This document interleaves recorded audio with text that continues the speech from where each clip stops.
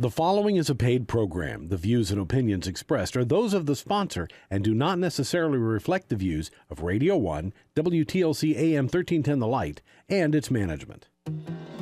Welcome to the Home and Finance Show on AM 1310 The Light. Now it's time to get straight talk about financing a home and insider information about buying a home from the experts. And here they are, your hosts, Janis Bradley and Diana Rice-Wilkerson. And good afternoon, and welcome to the Home and Finance Show.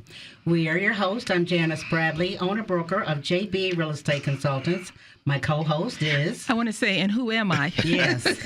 Diana Rice-Wilkerson, loan originator with Fairway Mortgage. With Fairway Mortgage, one of the best. And hey, amen to the amen. Fairway. Absolutely. Yes.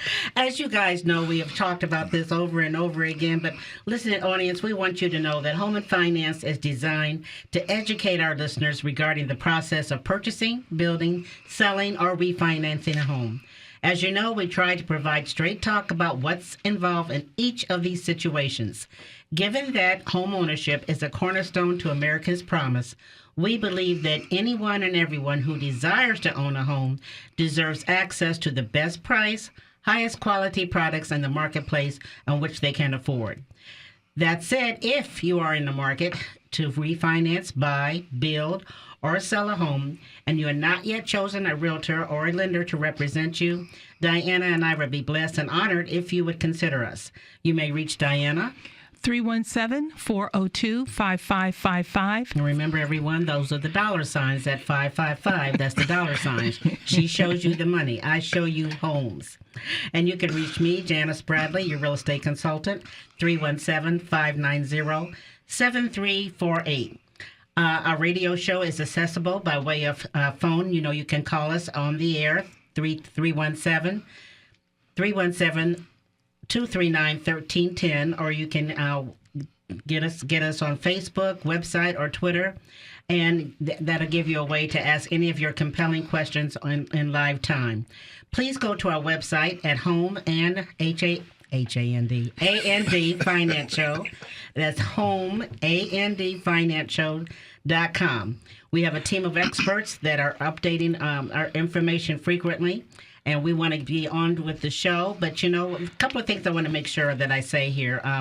We'll talk about our guest in a minute, because as you know, when we have guests on our show, it's the best of the best. So today's show is going to be dedicated to home inspections. Man, do we have 5 hours about that to talk about, right? No, the show's only from 1 to 2. Okay, all righty. But when we're sharing with you about the type of homes that, you know, I can show and that Diana can finance, just want to make sure you really understand there are people who sell their homes for sale by owner. Does that mean that you need a realtor? Yes, yes, yes. That also means that the home has to be financed. So again, realtors... unless you're paying cash. Because we've got some cash buyers out there. We have cash buyers, but not all of them are home ownership. We're talking about those who want to actually live and own that particular home. New construction, a lot of times people don't realize that new construction, you still need to be represented by a realtor. You still obviously want to have your house financed, but Diana can also do that. We run across from time to time those who are living in their homes, renting. Yes. And they have made arrangements to now buy. Mm-hmm. So again, you know, you just don't want to jump into that and just say, okay, because Mr. Seller said, well, my house is worth, you know, 105, and so we come to find out, you know, it's only worth 95. But again, there's things like that you need to make sure you're working with a realtor. Also, when your home is being financed, that's when it's going to be appraised. There's certain things you need to also be pre-approved when you are leasing your home, because there are a lot of factors that goes into it. Well, we'll say that's a best practice. Okay. The best practice is to be pre-approved before you lease to own, just because there's a lot of factors involved, and when you're ready to now go for your permanent mortgage, you just don't want to be surprised. Exactly, and such as home taxes. You know, your taxes can make a difference, you know, Absolutely. Because of the fact that perhaps that particular seller now owns another home, and so the homestead is gone with that particular owner. So the taxes could be twice as much. Are you going to qualify? You know, things of this nature. Right. So we just wanted to just throw that out Diana, what's going on in the lending world? Well, before I get to the lending world, I just need to say I attended the Urban League luncheon yesterday downtown at the Indianapolis Mirage, and kudos to Tony Mason and the Urban League family. First of all, you guys are awesome. What you are doing in the lives of so many people is simply amazing. And we already know about putting on an event because we just put on an event. And so, you just did it first class in every respect. Keep on doing what you're doing in Indianapolis, and I should say you did Indianapolis proud. And so this is an event that the Urban League has every year. So for those of you who may have never attended, just Google the Indianapolis Urban League, find out their contact information. But they're helping disadvantaged youth. They're dealing with felons who are reentering into society. They are just dealing with a lot of people that our society would consider throwaways. Mm-hmm. And that's hard work, but then that is a lot of love, and that is ministry, and that is God, and that is everybody. But again, Tony Mason and the Urban League family, you guys just did an awesome job yesterday. And Attorney Benjamin Crump was the keynote speaker. He also did an awesome job yesterday, just keeping it real and keeping our issues in front of us so that we do not lose sight of what's really important. And one of the things he said, and I think we need to practice this in life, everybody needs to practice this in life. I'm not going to get this right, but I think his mentor was Thurgood Marshall. Mm-hmm. And what he said was, Thurgood Marshall said, a lot of people do things that are popular. They do it because it's popular. They do it because they can get it done quickly. They do it for acceptance.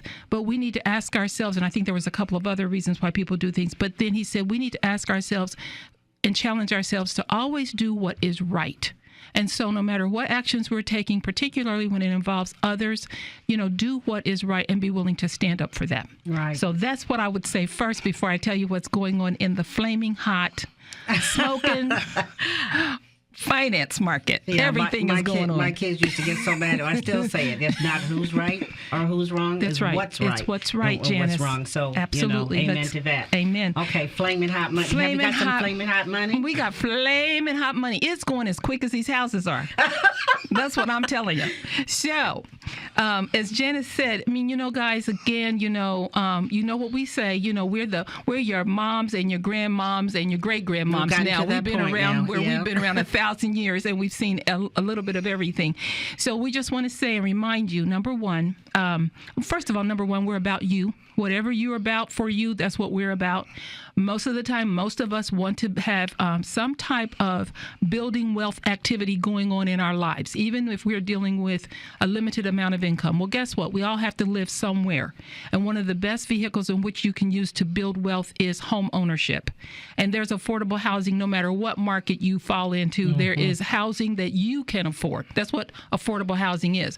It's what you can afford. So if you're renting and you want to become a homeowner, you may be ready now. You may not be ready until 2 or 3 years from now. But what we're about is go ahead and get started. And that's an analysis of where you are. I can coach you on what you need to do to get where you're wanting to go, and we can obviously stay in touch, but we're all about you. Now, when it comes to rates, they are still somewhere in the 4s. Typically, we're going to be in the high 3s, maybe mid 4s in most cases. These are absolutely great rates. Wonderful rates. A lot of us now are paying rent that we never thought we would ever pay in our lives, and it's, going up every year. One of the benefits of home ownership is you can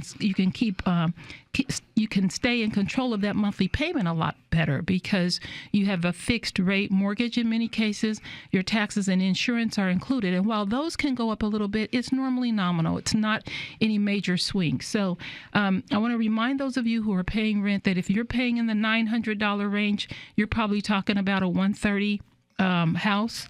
If you're paying in the $1,000 range, you're talking about a $150. $1,300, you're probably talking $175 to $180.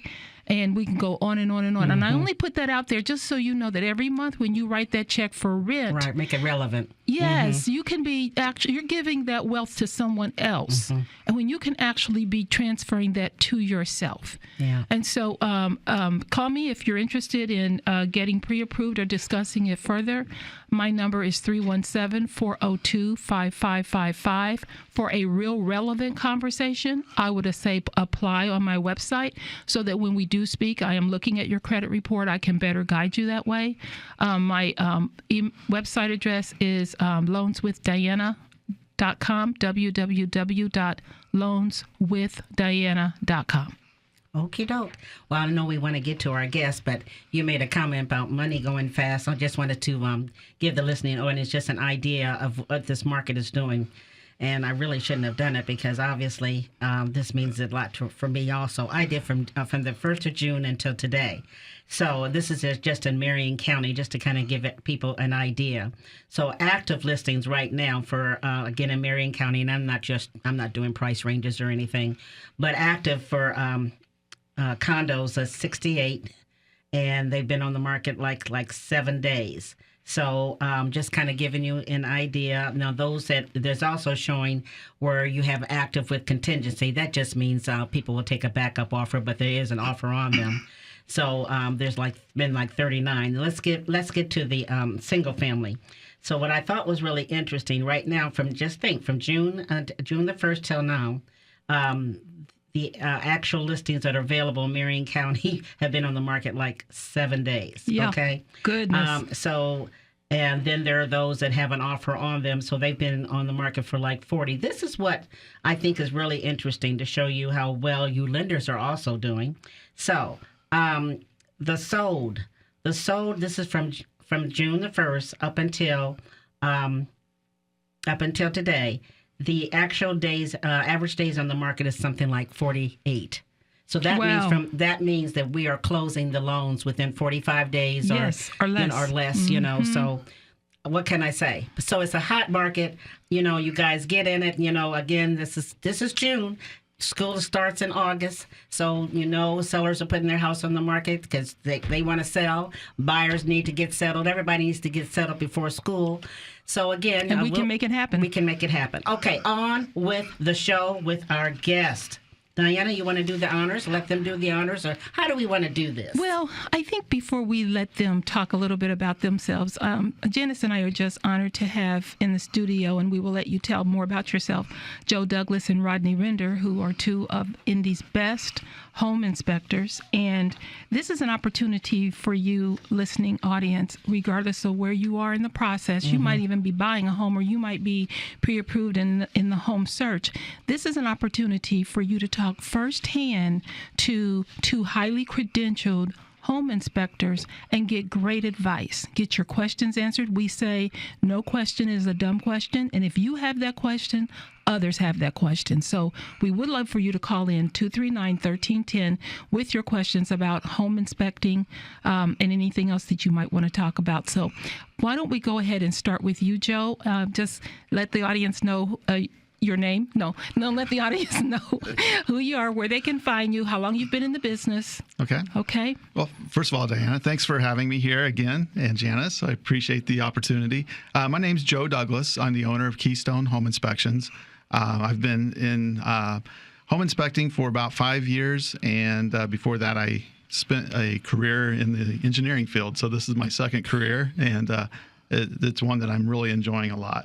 And it's really fulfilling for me to help home buyers with their purchase, especially new home buyers. I see a lot of that, and the inspection is a stressful part of the home buying process. So I like to try to guide them through that process and kind of alleviate some of their anxieties. So, but my company's called Keystone Home Inspections. I serve Central and North Central Indiana.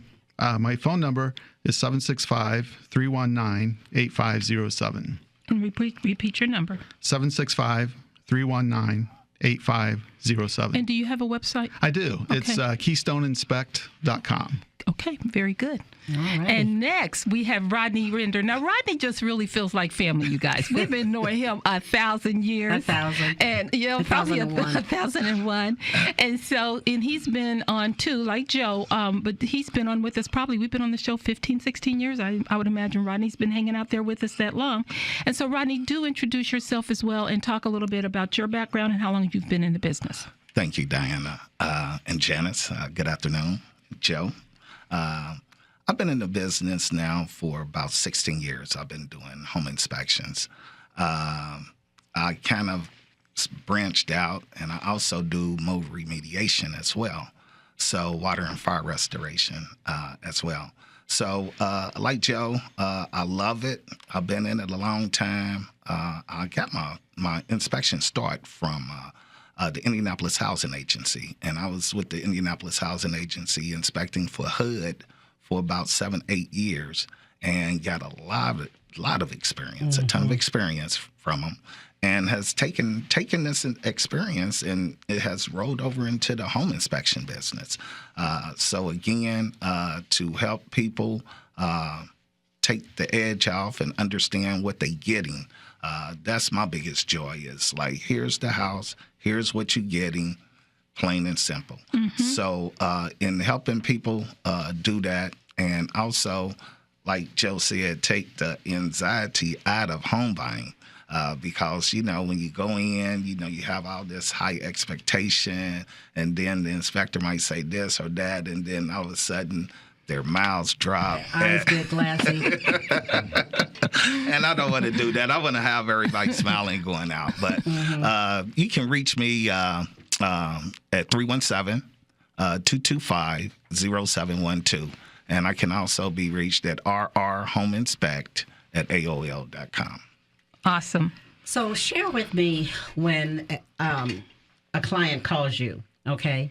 So both of you, both of you could kind of share, but what kind of questions do they ask you first besides I need to have a home inspection? The price. Yeah, I would agree with that. Okay. Now, I don't know if I was ready for that. I don't think I was either, Janis. Okay. And he's exactly right. And I don't think it's because they're concerned about the price as much as they just don't know what else to ask. They're completely in the dark. They know they need a home inspection, but they don't know where to go from there. Right. And sometimes I do get that question, and I just give them a range, obviously. Right. I tell them 1,000, but no, I'm just kidding. I'm just kidding. And so what is a good range? So since we put that out there, just talk about a range. What is a good range? Well, it all depends on what they're looking for. If it's just a basic home inspection from top to bottom, that's one price, and that price is usually anywhere from $325 to $350. If they're looking for a home inspection with a termite, looking for a home inspection with a radon, then we can get up into $550, $525, somewhere around there. Got it. But the base price, and we really love this information because that gives folks a perspective. I had somebody pay $500-$600 for a basic home inspection, and they did not even get the report. You know how you guys have the multiple page report? Right. No, they didn't get that either. Yeah. What did they get? 2 or 3 pages of just. Oh, wow. Okay.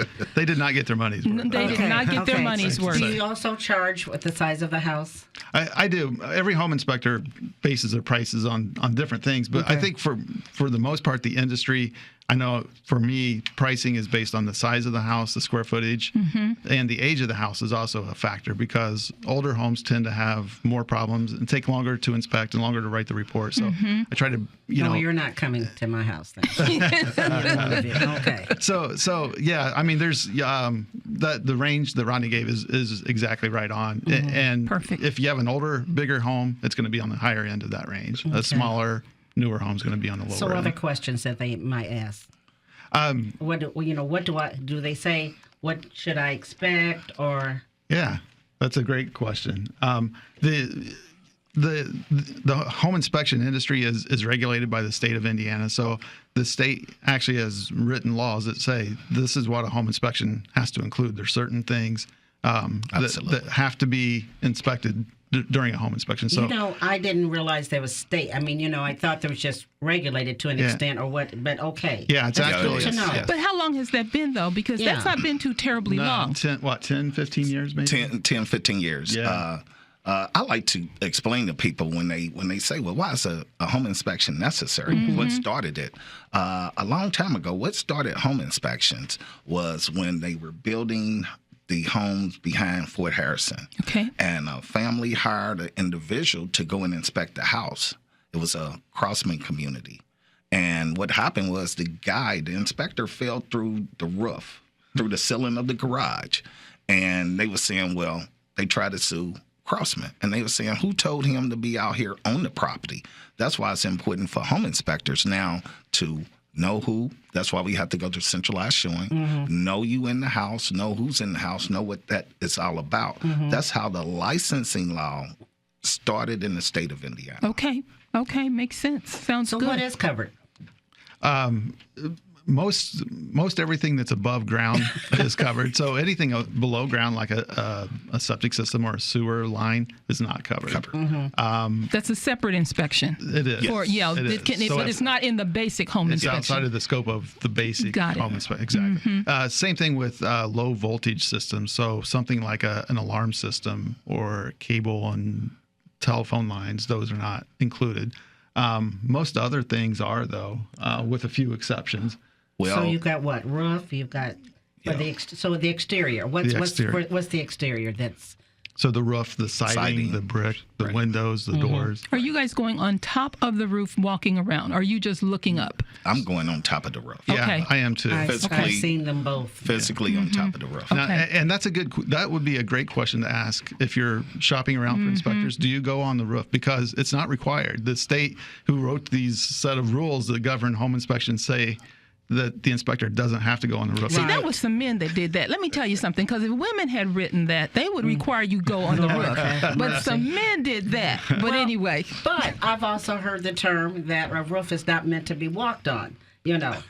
Some roofs can be damaged by walking on them, and so as a home inspector, you have to weigh the consequences of is it better to inspect it? And there are consequences. There are. Exactly. So saying that to say, okay, so would you look in the attic first? I mean, would you look, and see, okay, how the rafters and everything else is before maybe you walked on the roof? That's actually a great approach to doing it. Oh, I like that. A great Janis, I am impressed with you. Thank you very much. Gosh, doggone, I was already impressed with you, but I mean, you're up here with the rafters. I'm thinking, I didn't even know she knew what a rafter was.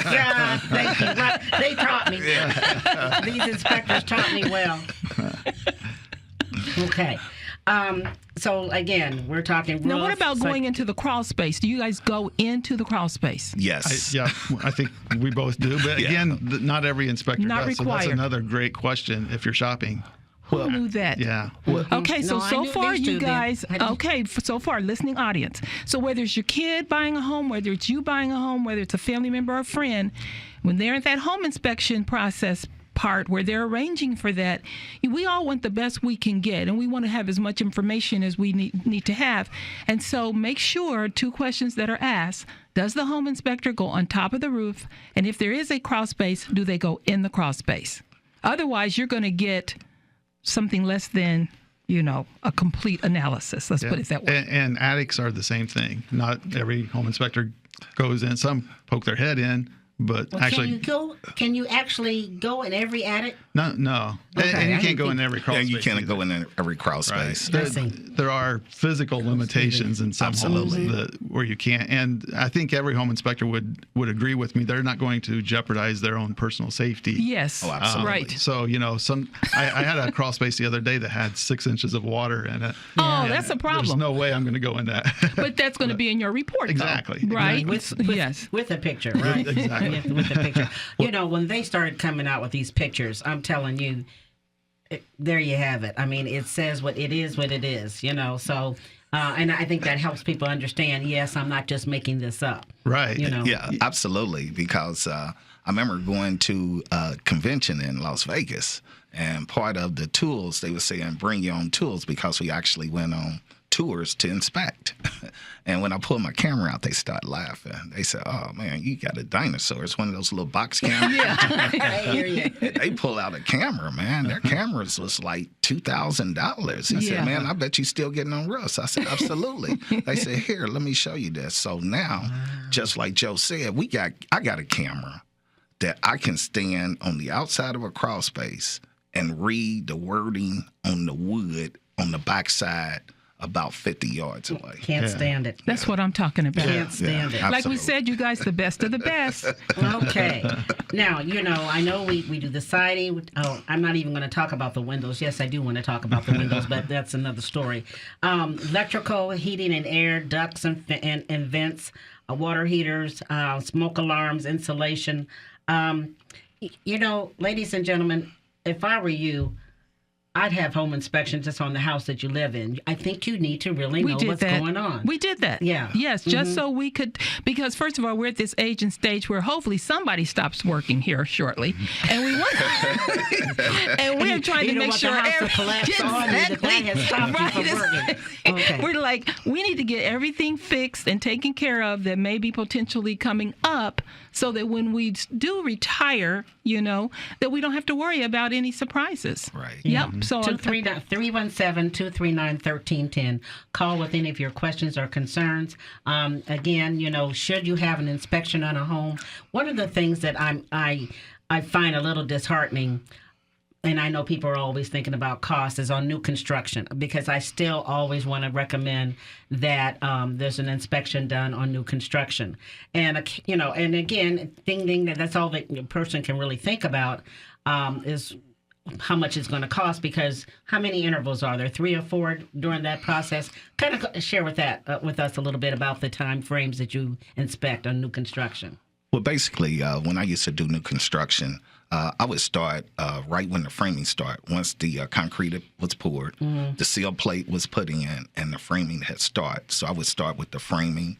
Then I would go and come back, start with the drywalling and all that, the electrical. Because you want to do all of this in those steps.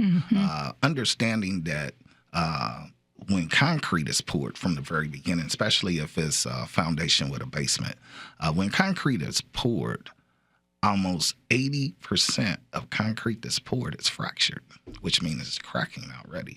And that's just normal? That's normal. Okay, nothing you can do about it. It's not a big red flag. That's good to know. Not a big red flag, but you just want to make sure that it's not cracking to the point where it's going to be a hazard, like, water infiltration, different things like that. Okay. Because that will occur, even in some new So, construction. Joe, do you find that with the new construction inspections that you do, are you finding, I really don't want to know. But I guess, not accurate, but are the builders doing a pretty good job, I guess we're saying. Yeah. I'm not trying to put you on the spot. Right. But. Yeah, overall, the builders do a good job, but I haven't inspected a new construction yet that was perfect. So I do find issues. Amen. And a lot of times the things that I find are things that, as the home owner, you're going to eventually find yourself, like, a stove that doesn't work or something like that. You don't need a home inspector necessarily for that kind of thing. Right. The value of a home inspector is a lot of times I'll find problems with the exterior of the home, say some missing flashing, which means that, where the wall changes material, maybe goes from siding to brick, the flashing that's supposed to be in that transition isn't there. And that's not going to be an immediate problem. And as a homeowner, you're never going to notice it the first 2-3 years you're there. When you're going to notice it is maybe 5 or 6 years down the road, when the wall is starting to rot out because of all the water pouring in. Yeah, you want to understand why that wall is doing that. And this is a new house. The flashing is designed to deter water away from and not allow it to infiltrate. So exactly. So what phase is that inspection?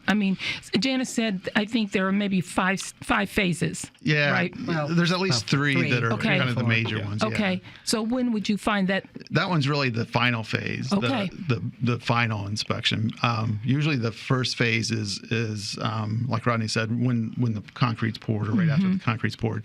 Then the second phase is after the framing is all up, but before the drywall. And the purpose of that is so you can see inside the walls and see the plumbing, the electrical, the framing, because you can't see that once the drywall is up. So that's the second phase. And then the third phase is like the final inspection when everything's done. And that's when the exterior is all put on and the roof and everything. Basically, the home is complete at that point. Is that now? What's the cost on this? I mean, that seems like that would be different maybe than the $300 to $350. So what are we talking about cost wise? Yeah, again, every inspector is different. For me, I charge the same amount for the final inspection. I charge the same amount as a home inspection because that's basically what it is. It's a whole complete home inspection. The prior phases are quite a bit cheaper. Okay. Typically $100 to $200 for those phases, for each of those phases. Good, excellent. And I as a lender, I get comments from buyers sometimes that are, they're trying to get their arms around the cost, and it's like, Diana, do I really need a home inspection? And the answer is no. I mean, typically in this industry, we are not going to require a home inspection. Now, that may be a requirement with certain boutique products that the lender has, but generally with Fannie and Freddie and FHA and VA, then we're not going to require a home inspection. But I don't care if the house is $10,000. If you're getting ready to spend that kind of money to invest $300 to $600 in inspections is a very wise move in the long term. Absolutely. So share with us, and this is, I just try to put myself in buyer's shoes, but you're going to have what we call the major safety type situations, minor, routine maintenance. And I know this isn't really your job, and I don't know that it certainly isn't mine, although it ends up being mine. And that's not any reflection, don't get me wrong. But for buyers to understand there's no such thing as a perfect house, everything that you're sharing with them is not necessarily anything major. Right. So, but I don't think they still hear us. Well, how do you lay your report out so that they can hear you? They still they do it right. So are the buyers in attendance at the home inspection? Do you kind of talk to them then? Yeah, I make sure that all of my potential clients are there with me during the course of the home inspection. And the reason for that is I want them to be familiar with the house. I allow them to touch, because home inspections are visual. He makes them feel the hot water. Yeah. So they can scald it. No, I don't say turn on the hot water. But, I allow them to be a part of the inspection process so they know, so they have a firm understanding of what it is, how it works. And so if anything changes, like sometimes things change. You go to a house and then come back, it can be vandalized and, anything can happen. And you can say, well, hey, hold it. This one like this. So that's why I want them to have a good concrete feel of how that house is and what we've done there. So, yes, I like for them to participate when I do home inspections. Now, at that time, do you also kind of help in what Janis is talking about, what they need to focus on as an issue versus what they may not need to? Absolutely. So it helps them understand your report? Absolutely. Okay. Absolutely. And that's why we touch it, because I can say, well, I'm going to write this up in the report. But as you can see, it's not a major factor. Right. It's not a determining factor to say, yay or nay, I don't want the house. It's just like some roofing or, like Joe was saying, some flashing or gutters leaking. Right. And I always tell people, they call me and say, it's raining, it's thunderstorming, are we still going to do the home inspection? I said, absolutely. This is the best time. Exactly. This is the best time. Yeah, bring your umbrella. Yeah, so if water is pouring out of that gutter, that can be corrected. So, yeah, absolutely. Yeah. How do you do it, Joe? As far as having the client, I encourage them to be there. It is a long process. Most home inspections take 3 hours, 4 hours sometimes, and that's a lot of time to commit. But then again, you're getting ready to spend a large sum of money, so that's time well spent. At the very minimum, I encourage them to be there at least at the end, so I can go over things with them if they're not there for the entire time. At least summary. Come for the summary. Otherwise, they're just going to read about it in a report and see the photos and freak out. Freak out. That's all. Was that freak out? Yeah. Freak out. Well, and it does. It talks about the inspections, including the components are heating, cooling, electrical, plumbing, roof, walls, ceilings, floors, basement, foundation, crawl space, well, septic, wood destroying insects, which I learned when I first got into the business. I just thought that meant termites. but I just got one that talked about carpenter ants. Carpenter ants, And we, yeah. and you know, and that eats, from what I understood. Who knew that? You know, and again, let's talk about with the lead-based paint that, you know, hopefully we don't see really anymore, but you might. Radon, mold. Okay, we'll talk a little bit about mold. But what I am getting to on these inspections is that you're really looking for anything that's going to be an adverse situation for you, you know, affecting your health, you know. Sometimes it can even affect the value. But routine maintenance, and that's what we're just trying to help everybody understand. That just comes with the house. Because now I was going through a report with one of my sellers today, and might have been something like replacing a wall plate or something, and it said electrical contractor, you know, have that. Oh, my ears are still ringing from, you know, her screaming, give me a break. Well, see, and there's both sides, you know, to the situation real quickly. All right, everybody. Okay. Now, Rodney, I know you told me 100 times. Go Janice, ahead. I'd like to address that, actually. Please. Okay, so that's a very valid argument that some home inspectors, myself included, will recommend an electrical contractor for replacing an outlet cover. And the reason for that is because most people are capable of doing that themselves, but not everybody is. And some people aren't smart enough to know that you don't put a screwdriver in an outlet. And so, you know, that's kind of why, especially with electrical, if anything. Just depending on what it is. Depending on what it is, you know, so either have an electrical contractor do it or know that you have the capability yourself of safely doing it. Okay. But you're sending a message, I think, by using those words, electrical contractor. Okay, I'm thinking about myself. Right. Okay, if you don't say that, then I might think if somebody says, "Hey, Diana, you can do that yourself," I may think I could. Whereas if I see electrical contractor, it may just cause me to step back for a minute and say, well, maybe there's a safety little bit more to here it. and Yes, so I I understand. Find somebody who knows what they're doing. Yeah. Okay, I'm not doing anything. I'm not doing anything with electrical. I know, that's not right. a thing. Hardly flip a switch. I have got a story so quick for you guys. When we first moved into the house, and of course, the being tri-level, we had upper level, and it was just hot. You know, there's no. So we put in, and I'm trying to think of ceiling fans were there, not ceiling, the lights. Anyway, so my husband, he just diligently did this. He got these fans, for the lights, up there with the lights, you know, but they were, he took them to work and cut them, you know, because again, back then you didn't have real small fans, you know, went around, so he had to cut them to make sure that they didn't hit the wall. My God. When you turned on the switch, I know they went. I can't even imagine how many miles an hour. I mean, it was such a joke in the house. And then if we had company, everybody, you know, would see them.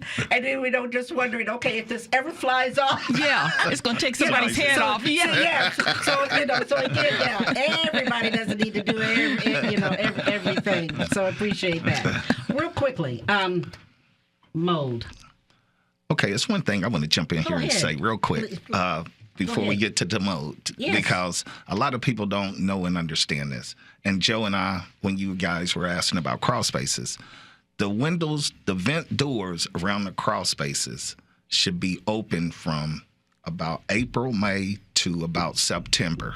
Okay. Are you talking about those little boxes like that with the little shutter-like things? Yes, they should be open to allow the air to flow through right so now. So your house is getting ready to fall down. We've got those. From October through the winter, you close them. Okay. Because here's what happens. Wow. In doing a lot of mold remediation like I do, what I'm finding is in crawl spaces where people think that it's water in there causing the mold, it's not necessarily water. What happens is if you have your vents open in the wintertime, you got your duct work running underneath. You got your heat exchangers working underneath. You about 3 feet in the ground, so you below the freeze line, so it's warm down there. So you get the cool air coming in from the outside, creates condensation on the inside of your crawl, and it drips water. I mean, it drips water. So there's your mold growth come back spring or 3 or 4 years that people do not go in their crawl. Yeah. You need to be familiar with your crawl space, listeners. You need to go I'm in going to hire and see. somebody to go in. Tell me what they see. Hey, you guys, you're awfully quiet out there. We would love your questions about home inspections. you are quiet. Please call us at 317-239-1310, 317-239-1310. So let's talk about mold or mold-like substance.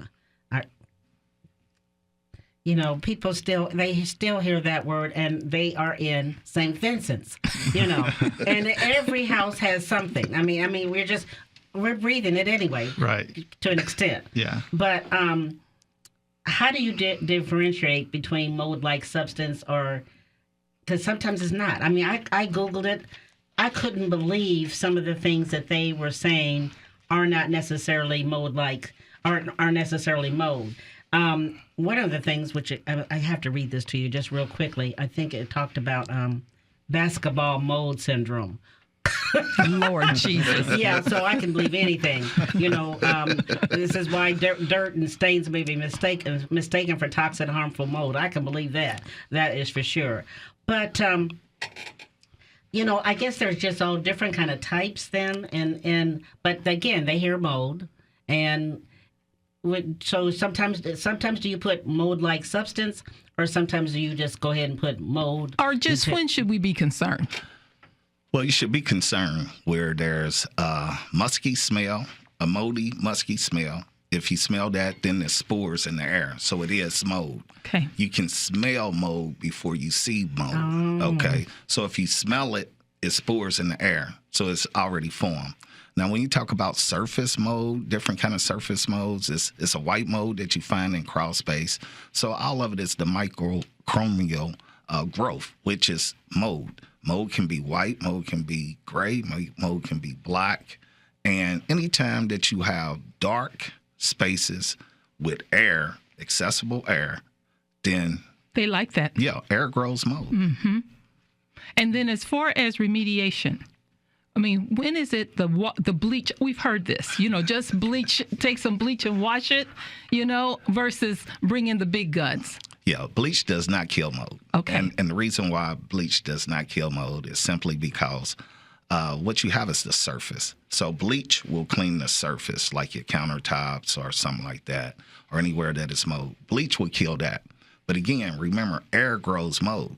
So if it's in the substrate, which is in the substance, the wood itself, then after the bleach effect wears off, the air grows it back, and there's your mold again. So what you got to do to kill mold is encapsulate mold. So you got to treat it, seal it, and cover it. Okay. And that is why they call you the mold remediation guy. Yeah, Yes. that is Do you do sure. any mold remediation? No, I Joe? don't. Okay. I recommend the pros. Rodney. Like Rodney to do it. Yeah, right. I love it. So share with us, okay, the systems, the water heater, the furnace, whatever.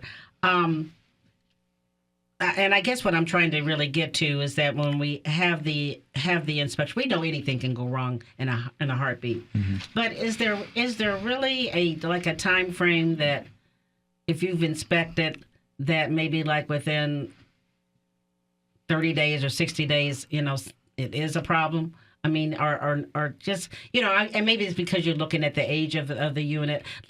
But I'm sorry, because again, I'm just wanting people to understand some of the things they can do to help. Excuse me. So clean and service Joe, how often should they clean and service their furnace? Really, once a year is the ideal. Absolutely. Okay. Furnace and air conditioner both. Even this is a dumb question. Even if you have, if you're Total Electric. Most Total Electric homes have what's called a heat pump, which is a type of air conditioner that can also heat the home, and it needs service ideally once a year, just like an air conditioner. Okay. Right. Okay.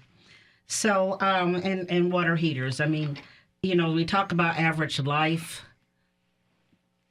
It is what it is. Huh? Yeah. Okay, Joe. When it goes out, when it goes out, you need to replace it. So do you guys ask them, by chance, do you have a home warranty, in place, Yeah. Because that's some of the things we also want the buyers to know. Right. Is that, really all the sellers owe you at this particular time. This is running. That's right. It is doing it's okay. on this day, this works, and that's all they need to tell you as a seller. Yeah. So most home inspectors will, most major appliances like a water heater or an air conditioner or a furnace will have a data plate on it. Data plate, right? That'll have somewhere within the coded serial number will tell you when that year. unit was built. So Absolutely. So you have an idea of. So what are you doing? You see the serial number, then what do you do? You count over. It's like in the first. Yeah, every three, manufacturer is it's different, but yeah. So You guys really know what you're doing, don't you? yeah, we have resources that we can determine when most of those things were built. So we can tell you, your air conditioner's 15 years old, Right. and most air conditioners don't last more than 15 years. Right. So that gives you an idea. Yeah, it's working today, but it may not work tomorrow. It may be ready for a replacement soon. So what do you guarantee? Like when you do the home inspection, do you guarantee to the buyer that your report is accurate to the point that if they find out something like within a short period of time, when on the blink and they come back to you, is there any time frame in there in which you take responsibility, liability? Well, a home inspection is really a snapshot in time. So on the point. day that the home was inspected at this time, this is the condition of the home. And unfortunately, there's no guarantees. Okay. It could change tomorrow. Right. And that's kind of the reality of owning a home. Right. Absolutely. And so, Janis, do talk about the home warranty, because I think that for a lot of people who do have, some reluctance to become a homeowner, part of it is this very thing. It is. So I do hear that. I don't want to. All they can think about is having to replace a water heater or a heating system, air conditioning, that type of thing. And that is what the home warranty is for. And remember, it's normally in the purchase agreement, it's been negotiated that the seller pays for it for 1 year, and it covers a lot of major things. Again, garbage disposal. I've had many of those because I have it on my actually garbage disposals last pretty long. But anyway, unless you put the wrong things in them. But garbage disposals, air conditioning, furnace. Garage door openers, washer, dryer, refrigerator, the whole nine yards. So you really are pretty much protected. I mean, again, you pay a service fee. The home warranties have contractors that they work with. It's just something, and people really, more and more people are trying to do it. I think that they've been doing a lot of advertising on TV, which I think is really good. But it's like I share with my clients, just make sure you renew it every year. I mean, they want your business. Right. So it's just like anything else. So let's see. What go ahead. Okay. So from a lender's perspective, this is how I kind of operate with home inspections. Ideally, I do like 45 days from acceptance to close the loan, and that is to give the buyer and the agent and all parties involved 10 days pretty much to not only get the home inspection, but to negotiate any repairs that needs to take place. I think for the buyers, it's important to understand when you sign that purchase agreement and you're all excited about that house, in my mind, you're not buying that house until you have that home inspection. Because at that point, what you've just seen is visually what appealed to you. Unfortunately, these guys have the unfortunate position of having to give you the inside scoop about condition, which is a protection. It is. Also Absolutely. for you. So just kind of keeping all that in perspective. And the other, as far as best practices, ideally, I would love for them to have the home inspection within 3 days of acceptance. But that was what I wanted to ask. I mean, how much lead time do you guys typically need? Well, for me, Yeah. as a home inspector, when people call, they say, well, I got 10 days. Yeah. And I say, well, we probably need to go because they want to push it back. And I Right. always say the sooner the better. Right. In case we get in there, in case we get the report back, then it's some negotiating on the other end. Right. So I encourage them to do it as soon as possible. Okay. Yeah, absolutely. As soon as you sign the contract, you Call. should start Yeah. calling Yeah, around because Yeah. you know our workload fluctuates. And, of course, with this market, this market right now is very hot, and for the most part, I can't do an inspection tomorrow if you call me. Okay. Yeah, I need probably 7 days just to get you on my schedule. Get you on the schedule. Lord Yeah. Jesus. Yeah, so that, And you know. we are having to ask for extra time, maybe even to respond. Because of that, Not yeah. necessarily, and it's all good, but Right. it's just usually to respond. Your time frame, you both get your inspections in quickly. And keep in mind if you're wanting additional services like radon testing, that's a 48-hour minimum test. So So it's going to push you back that's about gonna, 2 or 3 days. That's going to add a couple more days, maybe water testing or something. Same thing. Should you have radon if you don't have a basement? Yeah. Yeah. Go ahead, Jeff. Rodney. I love this. I wish you guys could see what we're seeing right now in the studio. Calling each other. I always tell people, unless your house is built on stilts like a beach house, where it's 6 feet off the ground, then love there's a it. chance that you have your house could have radon. Yeah. Yes. Okay. And so, Wow. what are the dangers of radon gas? The dangers of radon gas is it's the second leading cause of lung cancer. Okay. So you can't smell it, you can't see it, Okay. but it can be detected. Okay. Okay. Wow. Well, I think we have, 2 minutes? He says we have 2 minutes. I cannot Real believe quickly, we have 2 what minutes. I would like each of you to do is slowly give the name of your company and your number and how you can be reached. Okay. Again, my name's Joe Douglas. My company is Keystone Home Inspections. My phone number, it's a 765 area code, 765-319-8507. Again, 765-319-8507. Website address, KeystoneInspect.com. Rodney Render at R&R Home Inspect at AOL.com. I can be reached at 317-225-0712. Again, that number is 317-225-0712. All righty, and I think we're winding up. So I'm Janis Bradley. I can handle all of your real estate needs. You can reach me at 317-590-7348, 317-590-7348. My name is Diana Rice-Wilkerson. I am your lender.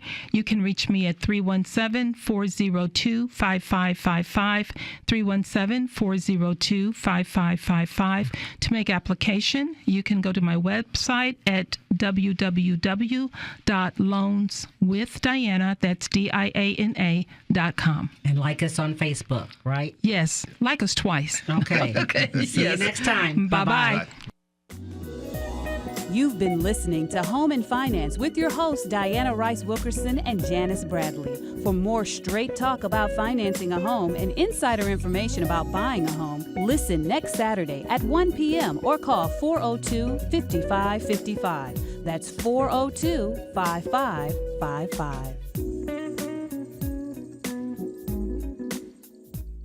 The proceeding was a paid program.